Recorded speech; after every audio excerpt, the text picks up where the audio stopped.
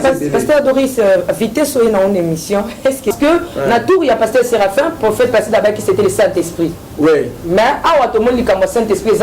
Alors, tant que nous sommes en Allemagne, nous avons 2 semaines, il y a awa. On va passer 2 semaines de mois en bas à Koufi. Maman Tiffany, au monde Pasteur Doris, on a un Nazarien.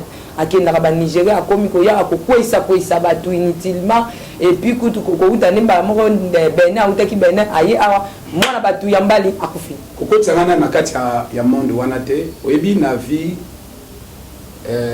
Moutouazarana, Tata, Moko, Abutakaye. Ngala za muta vitesse. Et na tunika, ce qui vitesse au yelinga émission, et ça vitesse au cadre aux alala en émission. Bon, dès que mon livre s'entend au songa, d'être au Kenya. Yebani wapina Pasteur Doris pour battre les parce que les nana bio na bino mi balé pour yo ba benga bino les deux rebelles.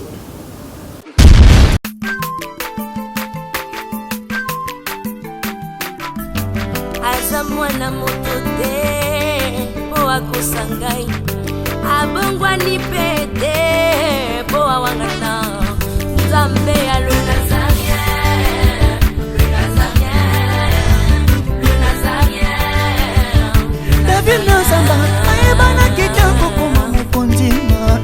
atako babakolaki mafuta na mosakolima lelo ya yo bolingo ebatelile Nazareth lipamboli oyo emonanaka te mpeni mama kantelobi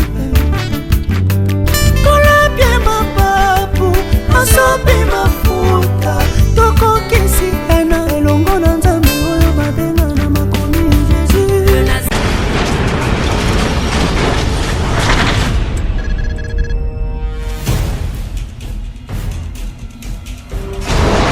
Naolia bakiti na ba mesa. Ah.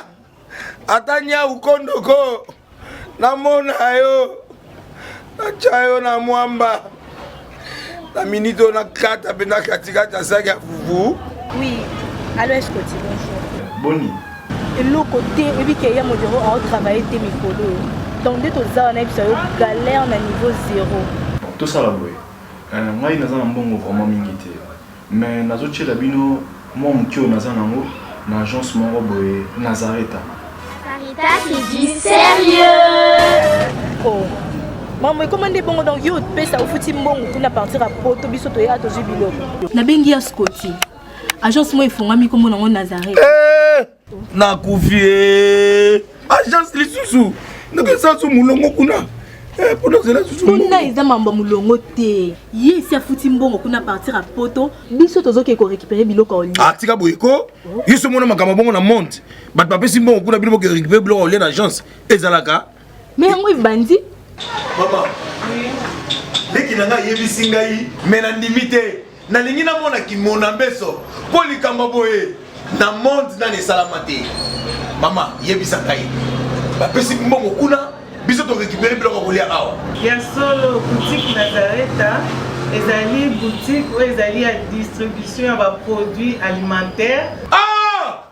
Nakosali poto sunga bandeko oyo même ba oyo bazana na peu de ressources comme les boyete bandeko bazana niveau à Kinshasa même avec un petit rien.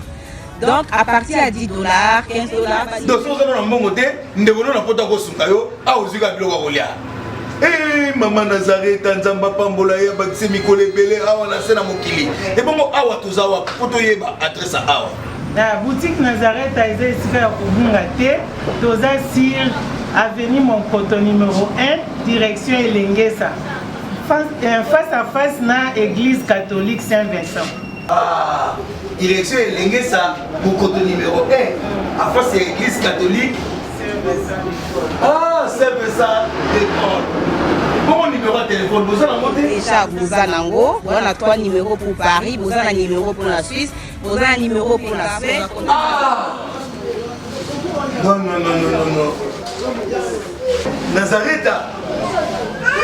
Nous allons la Congo Sili. Julia, nous allons kangisa kia fufu. Il y a modé, il y a na fufu. Oui, pour la Nazareta, dans le système Mbimbi, dans le Bongo Shingo. Bon, ok. Vous allez Silio. Carita qui dit sérieux. Abongwani pede boa wangata Nzambe ya le Nazarien. Shalom, bonjour et bonsoir chez vous, bien-aimés dans le Seigneur, très chers fidèles téléspectateurs. Et je suis vous dans le Seigneur sur cette émission Table Sainte, une émission dont nous recevons des hommes de Dieu autour des sujets importants, aussi très capitaux. C'est toujours la vôtre, la humble servante de Dieu, la princesse de l'Éternel, la présidente du Parlement céleste, députée, quoi, la certifiée quoi, sur www.nazareantv.com. Aussi sur YouTube, tapez les Nazaréens Kinshasa. Abonnez-vous, abonnez-vous. Aujourd'hui, croyez-moi que c'est chaud, c'est chaud, c'est chaud, c'est chaud, c'est chaud. Je rentre à la régie prendre un élément avant de présenter mes invités parce que je suis avec eux ici. Je prends un élément pour la gloire du Seigneur et on se retrouve tout juste après. Merci beaucoup.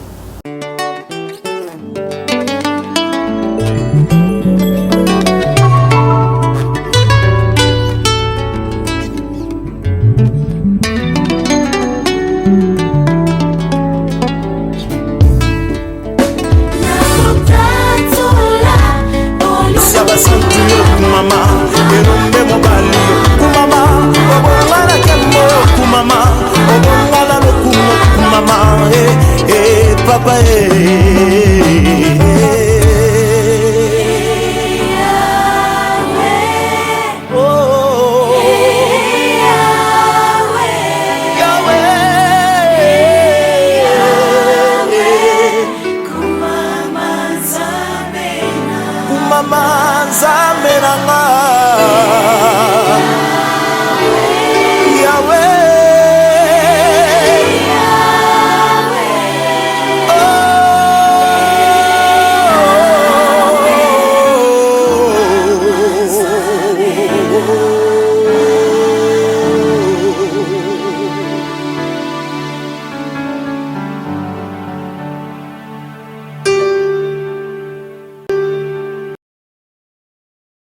Ok, merci. Nous sommes de retour sur ce plateau de nazareantv.com et sur YouTube, comme j'étais en train de dire, le Nazaréen Kinshasa. Je vous appelle à s'abonner, donc abonnez-vous massivement. C'est la vôtre, comme à l'accoutumée, la princesse à mon poste, toujours comme dit Abakouk, pour servir le roi de rois. Je pense que cet élément fait plaisir à tous ceux-là qui sont depuis la France. Ma pindo yango, na batoto ya France, ikona korgumonte, ikona panda sana. Lelo, Nazane Sengo Makasi, yango na meke un peu quoi apaiser.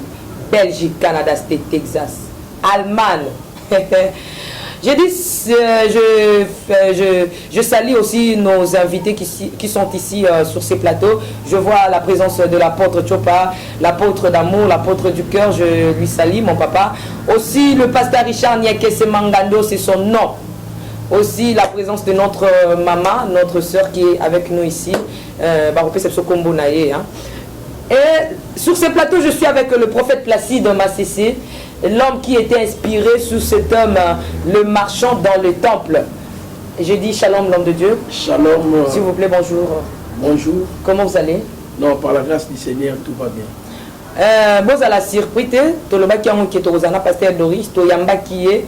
Bon, mon akindenge tout ça qui n'est d'émission et ça qui juste émission il y a bonjour n'a bien été battu benga kinga tellement ébélé là bah mon papa Doris na Kati il y a les Nazaréens. Bonjour l'homme de Dieu, le pasteur Doris. Bonjour maman Tiffany. Ban Allemagne ba sepeli ya. Nada papa na bango ba sepela kaka. Bambo te na ban Allemagne. Bambo te na ban Allemagne nyonso na historien na moi sinanga mama Dodo na mama Dodo na grand frère nanga en Allemagne. Boni le mambo na batu nyonso balingaka nga en Allemagne bana nanga Françoise. En Allemagne, mbote mingi, sans compter na France, les États-Unis, na Canada, dans le bâtiment. Pasteur Doris, vitesse ou une émission, est-ce que vous avez la cabouille? Non, la dame de vitesse. Et na tunika, ce qui vitesse au yélinga émission, et ça vitesse au cas où vous avez la émission. Bon, dès que mon centre au Songa, d'être au Kenya, dans le bâtiment. Merci, mais néanmoins, je confirme que bana nzambe vraiment ba ebi ebele et c'est pesinga na pamboli nzambe na komituna lelo ba papa Doris na koloba nini question nini na kotuna oui na kena ko zoya na aéroport oui tozala kini na ko mais na kotuna nini bana nzambe benga ba bi mama Tiffany n'est pas peur. Question numéro 1. Question numéro 2. Question numéro 3. Question numéro 4. Ils appellent ma question, ma pas ça, Papa Doris. Amen. Oh, ils ont 5 sayons à prophète. Merci, prophète Placide, conférence.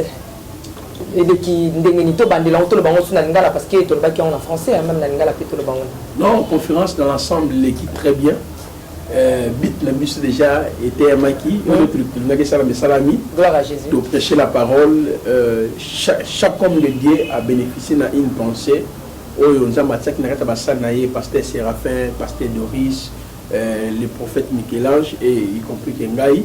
Donc dans l'ensemble vraiment de glorifier seulement le Seigneur. Pourquoi le peuple de Dieu va recevoir une pensée par rapport à Yatan. Voilà.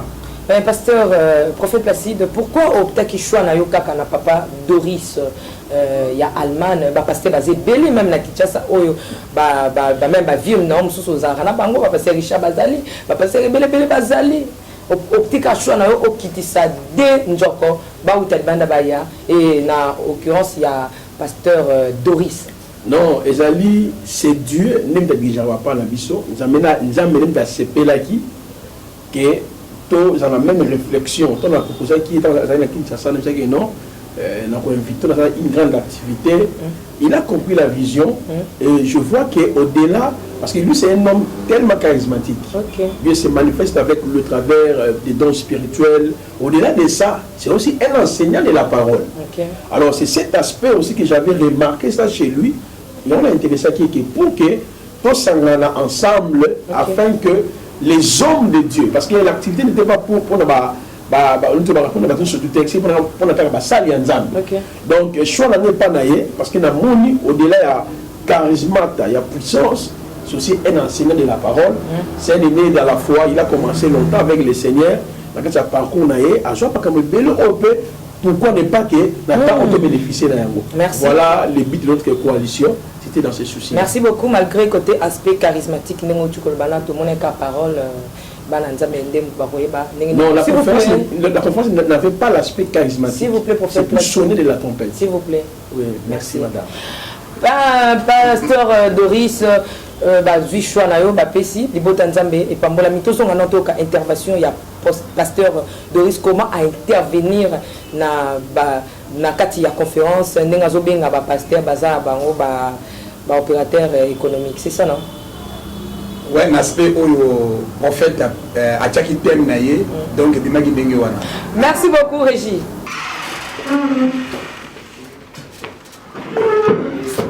Ministre aux Olympiques bilingue français et lingala. Puis que ça fait presque 30 ans dans l'Allemagne, français, penza, au Bunga au Sakate. Pour comprendre bien. Je vais essayer de faire. Tikane établi on a quatre ministères. Le Colosali, petit nanga, il y a bien Tikane établi yo. Et en établissant ça comme ça, tout le monde a besoin comme ça. Et non, les serviteurs établis dans l'église, tout le monde comme ça, les marchands établis où? Dans l'église du Seigneur Jésus. Ok, pasteur Doris wana totu kolanda yo, mais tu reçois moi émission to lobela ndenge nini pour bimisa ba terme makasi na conférence to moni kuna ba obimisa biso ba makambu ya ba opérateur économique obimisa biso ba culte de personnalité na tout so zion wa surtout comme culte de personnalité la rezo lo bango da betsa mtema nanga. Mais néanmoins, tout le bénin, tout le masolo à conférence, lorsque la le CASA, invitation, prophète à honorer, à ce terme, le marchand dans le temple. Comment j'ai Jacques Temoana? Au moment où on t'es à mon boulunga. Bon, pour Nangaï, d'abord, il y a honneur pour Nangaï, ma personnalité, Mingi, mon frère, humble serviteur de Dieu Placide, Morija, il y a bien toujours Morija. Morija. En tout cas, Moana, Oya, Nabuluna Zambe développement. En tout cas, tu partages avec les Mingi, mais il y a Bissinga, non. Nazomona, autres partager, en tout cas, ils appellent les Pamboli pour Nanga, pourquoi pas. Alors, par rapport à la vision, Nengue prophète Placide, il y a un mouvement prophétique. Okay. Hein? Par rapport à un mouvement prophétique, il y a un côté de la carte. Parce qu'il y a un Makamwanzambe est né à Zali. Et né à Zalaka, mais total a péming au Molimo Santa Lobaka. Alors Molimo Santa PC nous comme important. Pourquoi pas ça la main d'association? Il y a un gars qui a continué un mouvement prophétique. Wana na sali association na bato bazali mal affermi bako interpréter on ndenge mususu non to sali kaka mettre association parce que eloko e bari ana Kinshasa awa et soit monde entier lokola nga na bimaka mingi na Afrique na Europe eloko wana moto wana ekende na Afrique ekende pe na monde yango wana pe ngai na PCM d'association oyo pour na musala ekende liboso. L'autre comme on système il y a intronisation bato bazotia bato maboko soki pe ndenge nini ezomona na moi to mon ka ke pasteur moko ayo tia med association na église moko mais ndio na butu makambo susu mte salim o biso to ebité bana nzambe ba ebité Anthony Totuna pasteur Doris Paul Campé a ko travailler ko voyager mingi na ba Benin Nigeria par-ci par-là étant donné que prophète Placide pe a mutuya wana ba Benin za bakisa bokoko étant donné que prophète Placide pe azam ta ba kabal ba Torah ba Kepa ba Talit sikoyo to ebité nani ayo kokotisa muninga na mokila molili na bino mibale poto moni oye bozala na bino mibale nasongi na nanu wana ana tando so digérer question wana prophète Placide yebisa biso nanu boyebani wapi na pasteur Doris po bato ebele bazolela na bio na bino mibale oyo baobenga bino les deux rebelles ndenge bato babengi nga balobi mama Tiffany wana basangani les deux rebelles boyebani non c'est l'évangile de Irénée Bisso. Notre relation est allée au niveau de l'évangile. Vous savez que Christ a dit qu'il allait faire de toutes les nations des disciples. C'est-à-dire, lorsque l'évangile sont service, nous sommes déjà une famille. Donc, quand l'évangile, on n'a pas besoin de savoir, non, pour moi, c'est l'évangile. Peu importe les moyens, les sanctions sont mis balés. Et puis, dire que non, prophète Placide n'a pas sa cabale, non, d'abord il faut. Non, là ce n'est pas votre question, s'il vous plaît, prophète Placide. Justement, je voulais répondre. Non, vous allez répondre par rapport à ça. Mais je bénis le Seigneur parce que la tour, il y a pasteur Séraphin, prophète Placide d'abord qui c'était le Saint-Esprit. Oui. Mais à tout le monde, il comme Saint-Esprit. Non, c'est la même chose parce que Éphésiens chapitre 1, le verset 13-14 nous dit, après avoir crié de l'évangile de salut, c'est le Saint-Esprit. On ne peut pas parler de l'œuvre de l'évangile sans le Saint-Esprit. Bon, je veux parler, c'est l'évangile ou le Saint-Esprit. Mais il y a une chose. La place, il faut quitter. Non, c'est l'évangile de Irénée. Wapi, c'est l'église. Non, il y a comme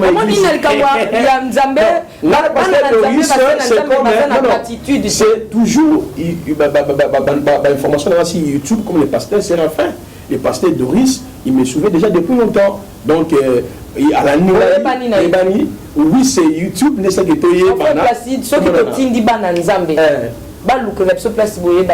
Non, il n'y a pas un endroit à Kinshasa. Autre côté, non, le pasteur Doris à la YouTube, il a dénoncé et tout. Et tant qu'un serviteur de Dieu a contacté comme il a sa relation, donc juste assez, tout le monde a sa vie à Kinshasa. Mais non, à Kinshasa, quand il vient, il m'appelle comme non, surtout dans l'église, non, ce n'est pas l'église. C'est au niveau, il y a une émission d'abord, mais à part ça, on était chez tel, ça pose pas un problème. Ce n'est pas que l'église de pasteur tel, même sans ça, ils ont bon noté. Voilà. Non, d'abord, ce sont les émissions. Comme on fait des émissions comme ça, dans la c'est dans ce cadre-là. Merci, c'est la réponse du prophète Placide Massété. S'il y a des réactions, vous pouvez les faire. Papa Doris, nani koko tsamuninga. Namokila spiritualité. Non. Papa Doris, mtaba Benin, Nigeria, Mali, Wapi, Namamboka Mikila Afrique. Prophète Placide, ex, tous en Carbongo. Et ex-té, je suis un serviteur de Dieu, je prêche l'évangile là. Actuellement. Un serviteur de Dieu, pas actuellement, dès lors. Dès lors, oui, mais néanmoins, il a fréquenté les cabales. Bon, Nabinomi Balé, Toye, Koye, qu'on a coalition au Boussali, unité Oyo. Nani aïe pour que. Ame Mamunga. Bon, maman Tiffany, merci Mingo Mouni.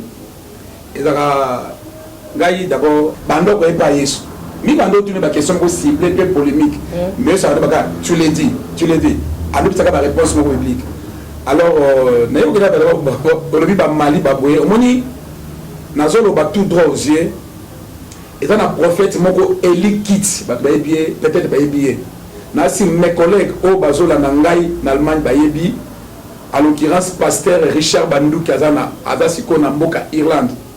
Pasteur Eli Kiti ayaka côté ya kala epai na biso. OK.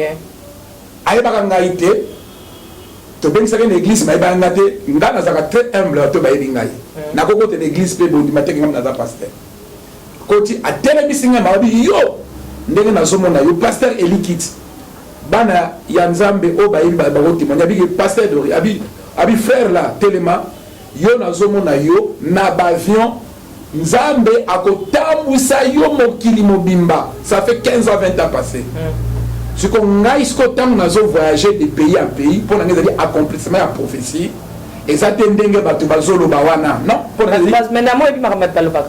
mais les gens toujours parlaient même pour la Christ toujours même pour la maman Tiffany pour na ye même pour la bakonzi ya mboka les gens parlaient toujours pourquoi pas pour la biso pe bato baloba les gens seront toujours là pour parler bato namoni osoulevé point ya église c'est là ngai na prophète Placide nayebi prophète Placide na nzela ya YouTube tango abandaki kodénoncer makambo na YouTube na moto moko soki avatar nde à partir ya wana oyo azalaki na masuki ebele na période wana nde naye komona ke au-delà peut-être aza humain akozala mpe na badéfaut comme nga mpe nakozala na badéfaut na ngai mais namonaki ke côté doctrine azomema doctrine moko ya malamu alors pourquoi pas nasala maître d'association na yango nasali ce n'est que la maître d'association nayebi te soki bato bayebi maître d'association te merci papa Doris comme yo mpe mama Tiffany excusez nga na bango publiquement nasali na Nazirea maître d'association cela veut dire quoi naza na bana na nga charisme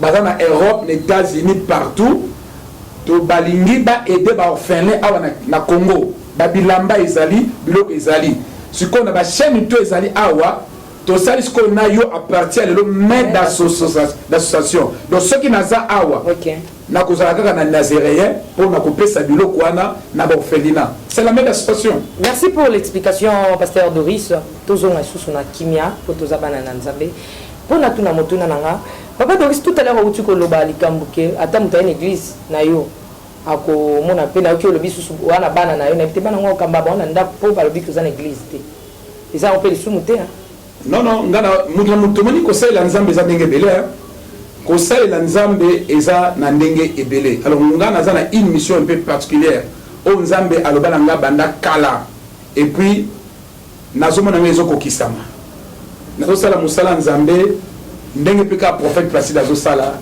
alors le plus important c'est que nazomona na bato na kati ya royaume mais église eza nazana ministère ezali nazo kamba bato nazomona na bato na kati na royaume eza na ndako mais Tiffany na osala musala nzambe nazana bana ebele côté na YouTube bana oyo wana oyo zana bango papa Doris tika na tolo bana vérité eza bana oyo zwaki quelque part eza bana zwaki quelque part parce que bozaki na lisanga na mosela nzambe moko oyo yebi soki oyebi te na kotanga kombo non mais moi je préfère pas moni nga d'abord na linga ba polémique te OK eza ba question de polémique parce que moni mutu sa ozotala émission atala poise eloko eko édifier mais atala te eloko eko boma c'est l'erreur des chrétiens dans ba chrétien belé mingi bazotala kaka YouTube pona zala édifier mais atala eloko oyo akoki koboma nango mutu alors ngai na osala musala nzambe oyo nzambe ayibi oyo nzambe apesa ngai le plus important na osala musala nzambe oyo nazomema bana nzambe de quatre royaumes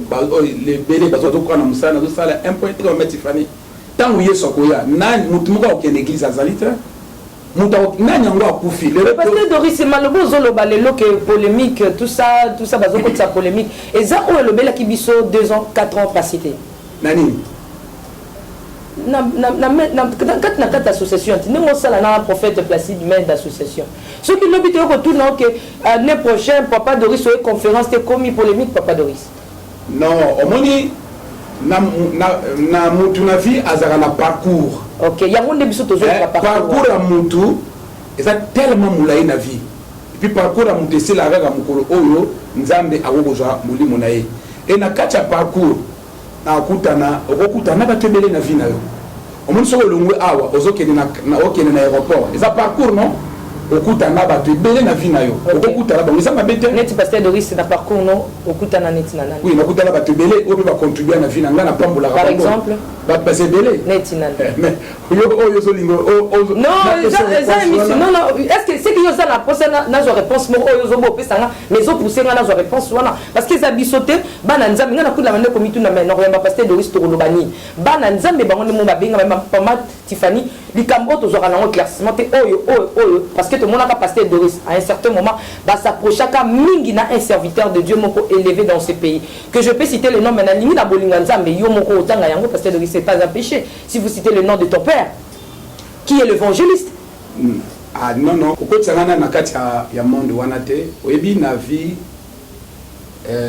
moto azalaka na tata moko abotaka ye omoni mwana ngai na mwana ngai moko nalingaka mingi mwana ngai liboso Shekina na mama ni mama Dodo mais tokobengo mpe Tiffany mama na ye parce que mwana azalaka na mama moko oyo abotaki mais na vie na ye na parcours ya vie na ye akokutana bamama ebele oyo mpe bakopesa libele oyo mpe bakokosunga ye mais ça ne veut pas dire que ce que le akutana mama Tiffany na vie c'est que mama Dodo aza mama na ye te non azana mama ni mama Dodo mais na parcours ya vie na ye akokutana akobengo mama Tiffany mama Bibiche mama tel tout à fait normal ça parcours ya vie ya mwana amutu alors ngai prophète Placide na vie na ye azana parcours na ye akutana pe ba serviteur ebele o pe ba contribuer na un plus na kati ya vie na ye quand pe ngai na kati na zana un père spirituel oyo abondela pour maintenant qui est évangéliste pour toi non nazo ke nous tenir la question OK na bondela nani oyo pasteur nangai pasteur Bundi à qui je salue qui est vivant on a retrouvé qui après 20 ans vraiment il était très content bondela ki pona ngai pona bana na kati ya musala nzambe po ngai na bongoli motema na 1984 na ministère 83-84 et pas ya nanyo ya Jean Lokadi hein na ministère na ye na bongole motema na ndenge nzamba suninga na ndenge na voyage qui na komi ko sela nzambe alors na parcours nanga eza na basena nzambe belé na kutana o ba contribuer beaucoup na vie nanga ezala na Europe ezala na Afrique ba contribuer je bénis le Seigneur même dans on comprend une émission hein mais peut-être toujours le baté est-ce que c'est réponse na ce qui t'a dit yo tuningai qui est évangéliste azali mosali na nzambe oyo na kati ya parcours na ngai esali ke nakutanaki na ye bo se séparer yoka te nakutanaki na ye a contribuer pe na un plus na vie na ngai et je bénis Dieu comme pe Naziréa les autres qui contribuent na un plus comme na plus na ye je bénis le Seigneur mais pourquoi kaka Dio ana prophète Placide amona mabe na été na mpandi na parce que biso tozu ba information il paraît que ça n'est pas pasteur Doris aza ko entêté prophète Placide au sali coalition on a pour combattre l'évangéliste non d'abord c'est l'information comme el biso clé d'abord eza na kati ya mais ana plateau bobi misake non parce pas évangéliste aza mutu maintenant mais na réalité au bat on a sur le plateau eza les pasteur Doris aza ko entêté prophète Placide parce que les autres tambola que eza na papa Doris a liem entêté Placide alongoli Placide basala ba combattre ngai Placide même le bama qui na émission yo za na poto zolanda que prophète Placide a simane za na sala nzambe moko bo mutu bazotinda ye entre autres yo bon moni les gens la Bible dit hein qu'on mentir kokosa sous le Saint-Esprit c'est un grand péché kolobali kambo oyo il y a conviction que Saint-Esprit a semé un péché ni nando atakutu na ndoto na ngai le prophète Placide nandenga organiser makamu na ye nandenga futi ba biloko na ye les cieux voient mokelemoni il a fait de sa façon nga na ikaka comporter Pierre nanga na nini wana mais ba idéologie pesa qui non d'abord il y a dans na katia domaine nga na idéologie au pesa ete parce que na connaissance moi approfondie ma casse na domaine wana nga na comporter ka Pierre ko pesa conseil que en tout cas nzamba sungayo okende liboso et si mais papa Doris na boy lobby ozala surpris ya koyoka ke ba lobby ko zokisa motema mosala nzambe moko mais na vie ndenge totambolaka na parcours na biso ba mabaku ezalaka toujours biso tout tobetisa mabaku yo lelo combien de bateaux ope babetisa motema babetisa motema bazali aussi longtemps que nous sommes sur la terre tosala likamo ke esika oyo tobetisa milibaku tokweyaki totelemi tokeli boso c'est normal to na kati ya mokili oyo est-ce que na mukuso koko biseso parce que lelo ozu grâce wana et que bana na nzambe bazana mokili mobimba ba ndima koyoka parce que ba yoka na se ebele même en tête au semblant ce qui est caché ezaka caché sa vérité et la vérité ba cacha yango te lelo ozu occasion ezala lobité que non on les kasu tenir ba lobé ki bango te ezala ki ndeboye lelo bana nzambe ba otala so kota la caméra o ebisa biso lelo c'est dû à quoi séparation yayo na évangéliste. Mais moi je pense mais moi je pense que dans une émission chrétienne beaucoup de batailles qui ont non toujours passer une émission pour édifier le peuple en Zambie et pour édifier le peuple en Zambie tu es na biloko oyo et pour édifier le peuple en Zambie apporter un plus ça qui est liboso au monde ils ont na biloko ils ont utilité pour l'édification il y a foi à moto. Ndenge toza na kati ya plateau yo nous sommes venus dire les choses oyo et comment ça impulse na foi ya bana nzambe. Un point très. Merci papa Doris Toleki on a insisté mais tant que nous allons bana nzambe va comprendre directement qu'il y a quelque chose caché. J'en passe. Merci prophète Placide Tozongi na yo. Est-ce que ça va l'homme de Dieu? Non, tout va bien madame. Mais tant on va qui koyoka prophète Placide que tu es conduit par pasteur Doris, tout ça, une taza pour entêter yo. Et maintenant, parce que le bami a raté, et le bami n'a pas émission, Misusuke. Oui, derrière toi, il y avait des hommes de Dieu, au baso poussé yo, au salamakambo, au salam. La Bible dit, c'est poussé par l'Esprit de Dieu que les hommes ont parlé la part du Seigneur. Donc cela veut dire un vrai serviteur de Dieu est toujours conduit par l'écoute du Saint-Esprit. Donc là, je trouve qu'ils sont des sujets à moratoire. Donc il faut te passer en haut. Pasteur Doris, c'est mon frère pour moi. Toujours l'ité, même l'élite qui a proclamé la bonne parole. Donc, rien n'empêche que ceux qui bien aller ensemble à l'église, toujours au nom de Nzambe, comme il polémique. Là, c'est comme si nous entrons dans les histoires, musiciens profanes qu'on voit tel. Non. Nous tous, nous sommes dans la famille céleste.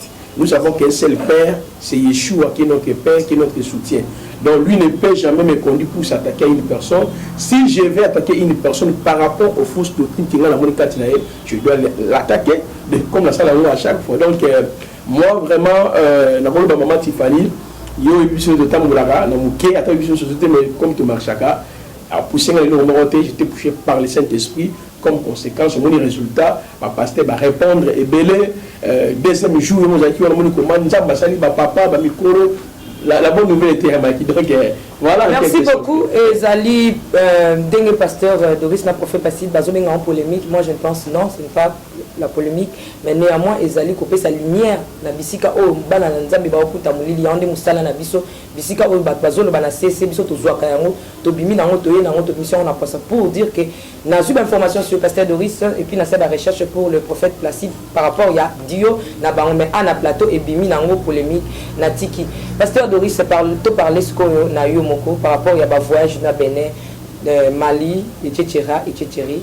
Oyo et Koza, Liwa, il y a mon mobile moko boye parce que na eu appel qu'on était maman Tiffany au monde pasteur Doris wana ina les Nazariens à qui na ba Nigeria a komi ko ya ko kwesa batu inutilement et puis kutu ko uta nemba moko Bénin uta ki Bénin aye awa mwana batu ya mbali akufi akufa kaka boye mwana na akendaka mobimba d'abord famille benginga d'abord eza makambo ya lokuta et archifaux ngana kendaki na Bénin na cadre ya musala ya Nzambe parce que naza na musala moko munene o na kendaka na Afrique de l'Ouest na bandango lelo te na bandi depuis 2000 hein, ça fait 17 ans na kendaka Afrique de l'Ouest côté ya papa Doris na comprendre là le 17 ans tali parce prophète parce que est-ce que na 17 ans là boye bana kana noté non parce que je pense pas et c'est là comme et c'est qui singa il peut se qui sié pour y a eu moi muké ba déplacement na ndenge na kendaka ndenge na solaka ça fait 17 ans ngai homme de Morija na kendaka Afrique de l'Ouest côté ya pona nini nzamba salanga grâce Afrique de l'Ouest ezalaka si Comore ya vina ngai de lo soki na koma na Europe ezali grâce donc Nzambe a utilisé Afrique de l'Ouest mais à partir de Afrique de l'Ouest nga na koma na Europe yangwana na salaka vene Nzambe na ngai que chaque année au moins 4 à 5 fois nakendaka na Afrique de l'Ouest ko Benin, nakendaka Benin, Mali, Sénégal, Nigeria, Sénégal, Touana nakendaka côté ya na ba Maroc tout nakendaka côté ya mais mingi Benin balba ki place makambo utaki zaki Benin nakei pour la première fois année au kaka nakendaka na salaki une semaine totiaki sangomala pendant une semaine Tiffany non Nzambe otosambela Jésus de Nazareth azali kolya ba vaudou aleki vaudou musika donc Nzambe soki ngana kenda ko soki kuna bazaka ba vaudou mais kuna ba ngaka ko confondre biso mais toke na esto te Yesu asali makamba ko kamwa na ko peso ba image alors tant nazongi na Allemagne na sali kaka 2 semaines yango na ye awa donc ça 2 semaines de mwambala na kufi na ebita akufeli wapi tant na sali 2 semaines na pamba na ozo reconnaître que mwambala mwa kufa na église non yo ebisinga ke tanga na uti Cotonou na zongi babengi muta na bomi mutuko na mutakufi ça c'est archi faux tanga na uti kuna na pemi 2 semaines mama Lumbe mama Claudia nzamba pambola bino ba mama charisme obosonga ki musala nzambe na Cotonou na mama Dodo tanga na zongi na pemi moi muke kutu nazalaki fatigué mais le collègue qui rendez-vous na vu avion na écouté donc il n'y a rien qui s'est passé. Donc, sans Afrique de l'Ouest, Papa Dodo, chaque activité au Kimamba en Afrique de l'Ouest. Chaque activité, en Afrique de l'Ouest. Comme on va préparer quoi la conférence en Afrique de l'Ouest. Mais tout le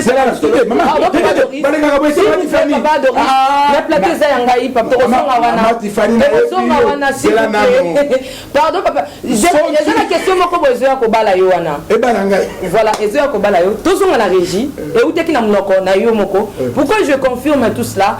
Parce que la conférence, pendant ce que tu as constaté, nous n'avons pas de déco, Bakoko soit pasteur Doris, ce que tu as micro, et nous, quand Bosso Zolo, la Bassel Nzambe, na Benin, ce que ça Nzambe, au Koko Tate, au Koko Takuna, Vaudou, on répétait moi un peu beaucoup plus. C'est comme si Zalina.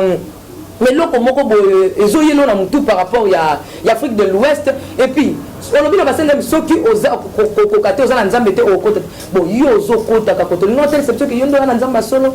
Tu oses les locaux au bomba qui met à chaque fois événement. Non, non, Maman Tiffany, c'est pas ça. Oui, Batoubaï Baraté, Batouba Fungola et groupe de prière, il y a les Bosso Congolais qui sont Lagos. C'était nous, les premiers pionniers. Et tant que tu es dans le groupe Wana, va moi à serviteur dédié à l'époque de berger Baye.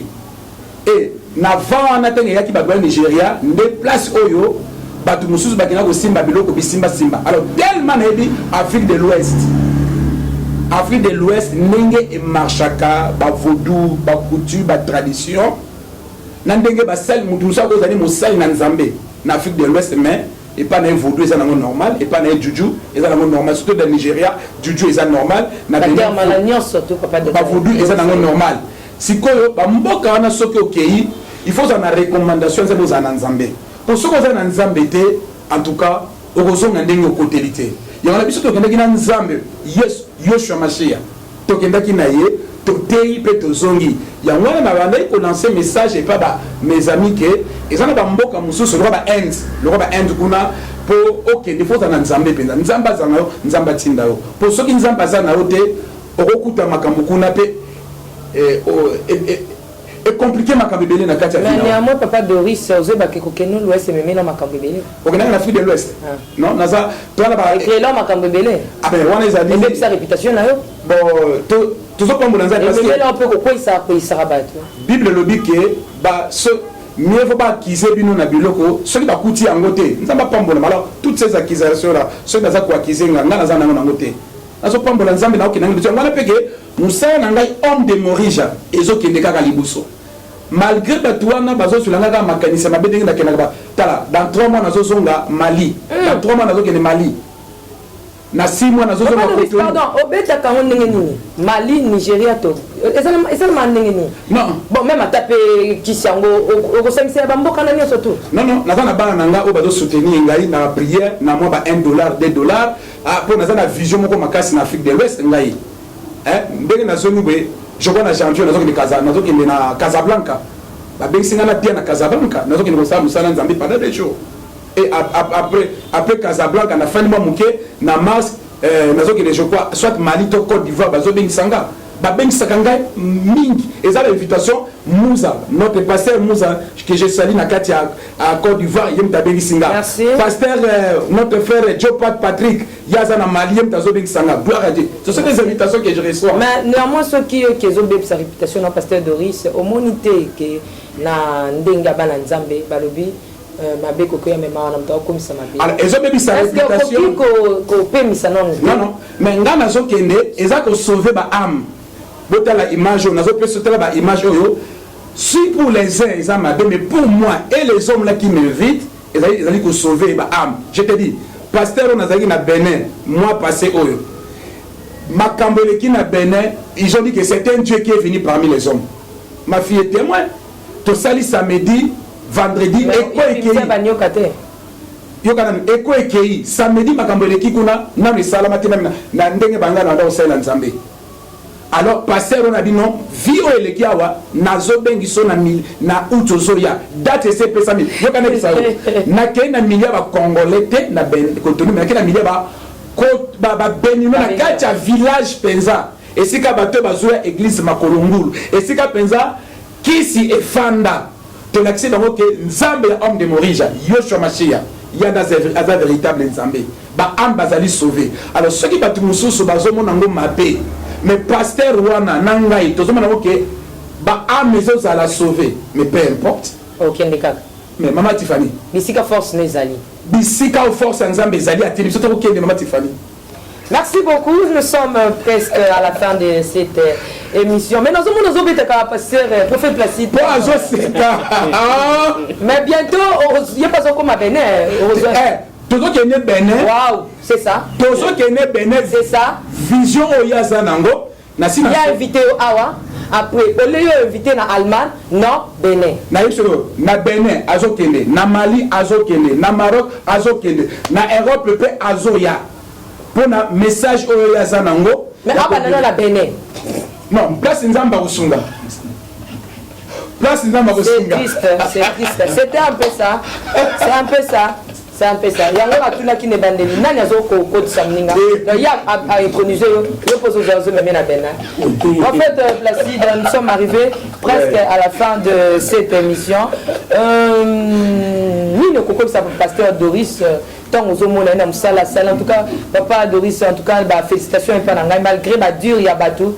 Mais nous avons kabimité, nous avons bimina nous avons cité et nous comment côté au teinoka lilo banzambe.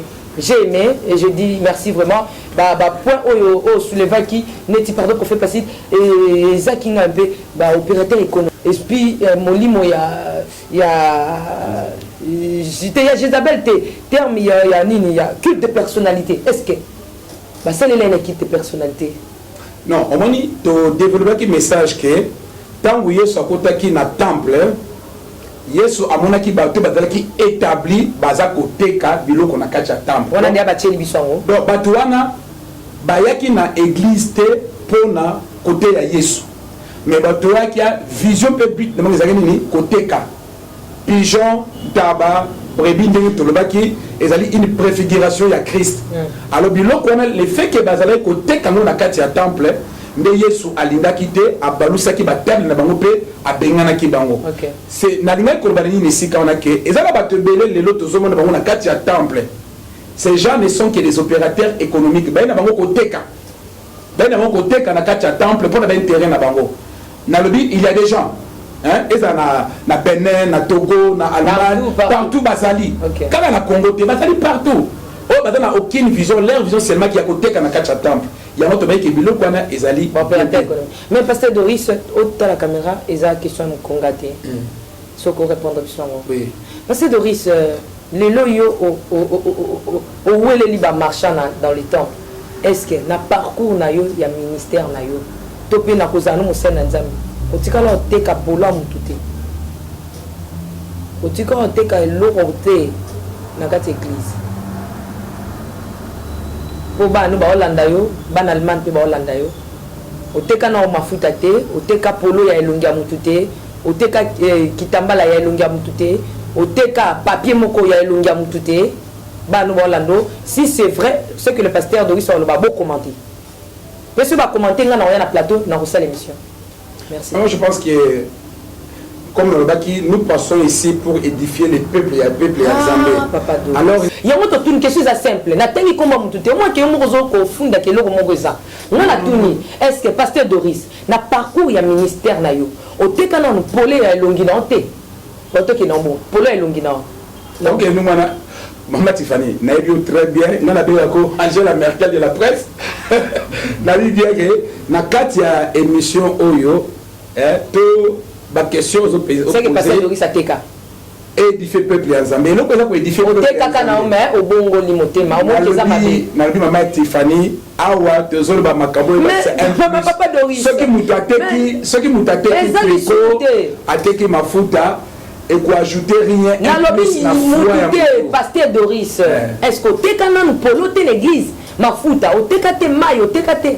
Mais moi je préfère pas qu'on réponde à Ndenga. Je dis que ngai naza na plateau oyo na lobelo ko édifier plus. C'est que pasteur Doris atekaka a bon notema. Merci mutateka teka prophète Placide de mutateka na été. Prophète Placide c'est juste l'ambiance de l'émission.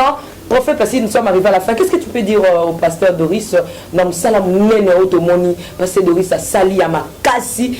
Na banzamo défilé dans ba image. Batou ba telemi pendant qu'azol ba quelle onction! Waouh! Bon, ce que moi je peux dire, c'est ce que Acte 10, verset 37, on dit comment Dieu a oint Jésus-Christ qui allait de ville en ville annoncer la bonne nouvelle. C'est que moi je peux dire à l'homme de Dieu, il ne faut pas suivre ce que les gens disent. Oh, il a ça là-bas voyage contre nous et tout et tout. Et suivre. Mais quand on dit non. Mais suivre le parce que là, ils sont là.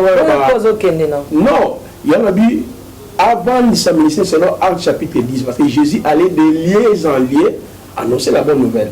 Il va bien être Benzeboul, il va bien être ceci, c'est là.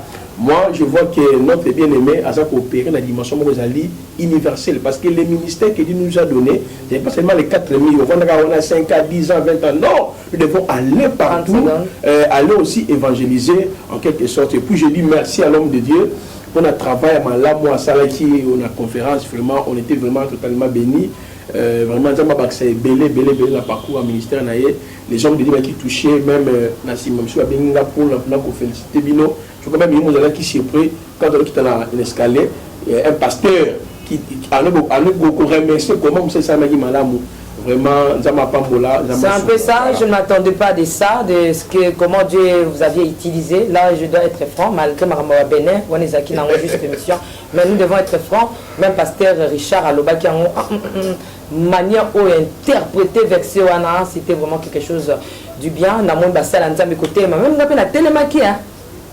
Mais ce n'est pas. C'est comme Kalamine était passé Richard à Ossel et Logomoka. Ceux qui n'ont pas su baba qui n'a comment voyager par ma femme. T'es na Congo Zamboka na yo. Passé Richard Azana, nazo promettre et un programme Kalamine Itawa. Tu vois les sous. Mais ça m'a et ça lui est passé. Et ça lui est passé pas le baquet. Il y a déjà au Balobaga toujours. Non, na sengeli bandeko na pardon, Bolimbisi. Ça va pas ça me passer dans Nzambe Boete, c'est juste en passant. Papa Doris, nous sommes arrivés à la fin. Église non, église non, Ezawa finalement. Non, là pour le moment, Nazako est vrai comme prophète Placide, Azap est vrai. Nous avons la vision de Nzamba Pessinga, Yangonde et Zalamutu. Alors beaucoup de gens na ville na Fandi me disent na balba tonga église non. Na Nzamba Tienga na pensée il canisionnate.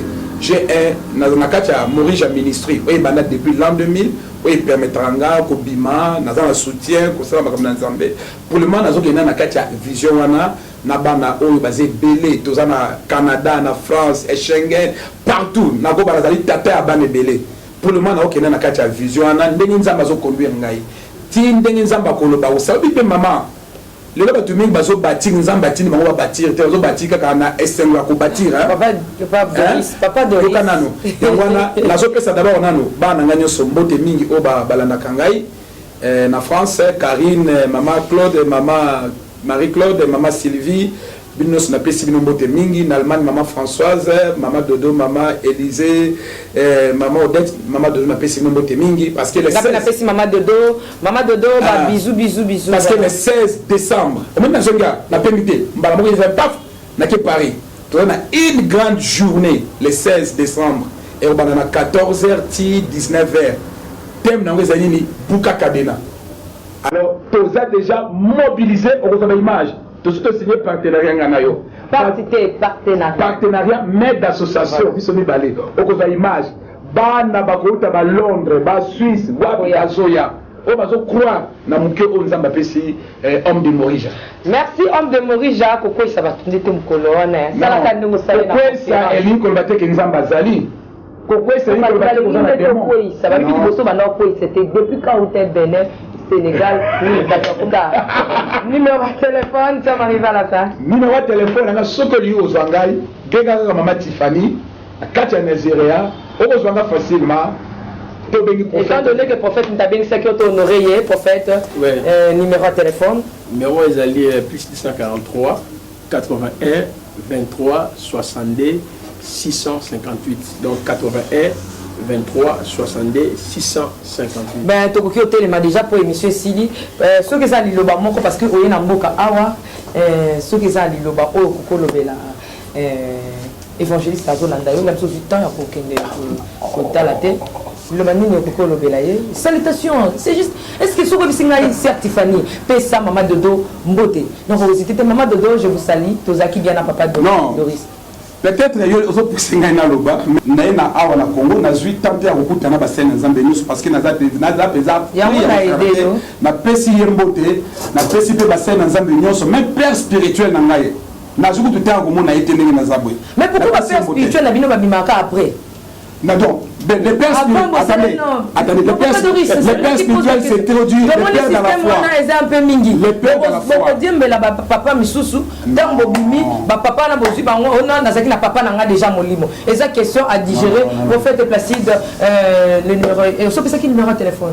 Ni le bisi ba na parce que continuité il y a conférence et ça pour na ok Bénin. On va couvrir l'émission. Vraiment. Pasteur prophète Placide, nous allons continuer l'émission. Il y a ange, il y a angiologie. Angiologie. Voilà. Et puis en même temps, on va continuer sur l'Église des Nations Israël dans les perspectives prophétiques. Donc voilà, dans l'ensemble.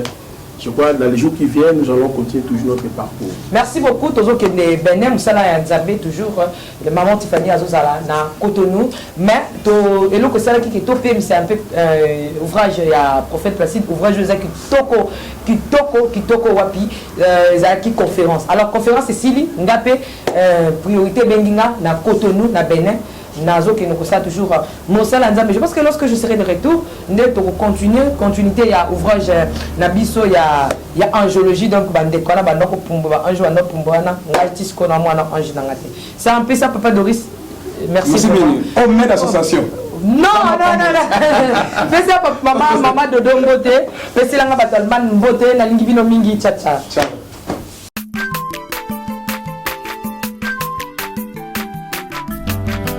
mwana moto te po akosangai abongwani pete po awangana nzambe ya le Nazarien